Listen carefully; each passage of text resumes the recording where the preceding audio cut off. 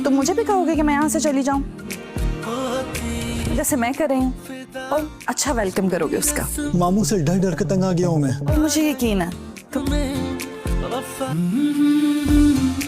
अब ठीक है, फिर बर्दाश्त करो, जब मैं एक बेहतरीन होस्ट बनोगी। पारस का मंगेतर आ रहा है? इनको कोई बात बुरी ना लग जाए, ओ अच्छा। ऐसा मैं कभी नहीं कहूंगा। नाराज हो जाए, कुछ पता ही नहीं है। मंगेतर नहीं हो इसका।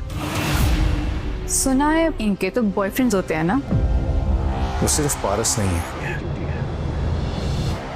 मेरी ड्यूटी है।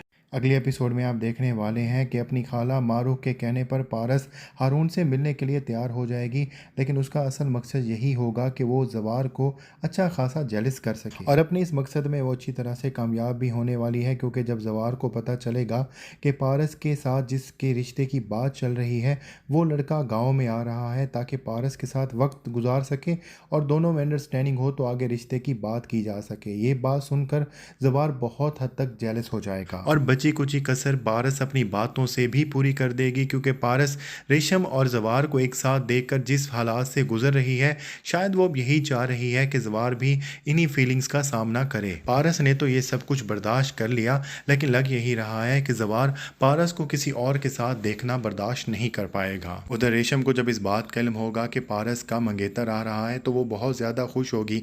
हालांकि जवार उसे क्लैरिफाई भी कर देगा कि उसका मंगेतर नहीं आ रहा, बल्कि जिस शख्स से उसके रिश्ते की बात चल रही है वो आ रहा है। लेकिन रेशम जानबूझकर हारून को पारस का मंगेतर कहकर ही पुकारेगी, लेकिन यहाँ पर जवार उसे रोकेगा नहीं। ये सारी बातें पारस सुन रही होगी और उससे कहीं ना कहीं लगेगा कि जवार को रेशम को टोकना चाहिए था, लेकिन जवार तो रेशम को यही कह रहा होगा कि पारस सिर्फ उसकी मेहमान नहीं है बल्कि उसकी जिम्मेदारी भी है, वो उसका मुहाफिज है। ये वो जवाब नहीं था जो पारस सुनना चाहती है, जिसकी वजह से पारस जवार को लेकर काफी ज्यादा हर्ट होगी कि आज तक जवार ने जो कुछ भी किया सिर्फ और सिर्फ पारस के लिए इसलिए किया कि वो उसे अपनी जिम्मेदारी समझता है। हालांकि पारस ये समझती आ रही है कि जवार उससे मोहब्बत करता है। इन सारी बातों की वजह से पारस जो है वो जवार से हर्ट हो जाएगी, और क्या इसी तकलीफ में, इसी गम में वो हारून के लिए, रिश्ते के लिए हाँ तो नहीं बोलने वाली। ये आप आने वाली एपिसोड में देखने वाले हैं, लेकिन आप क्या सोचते हैं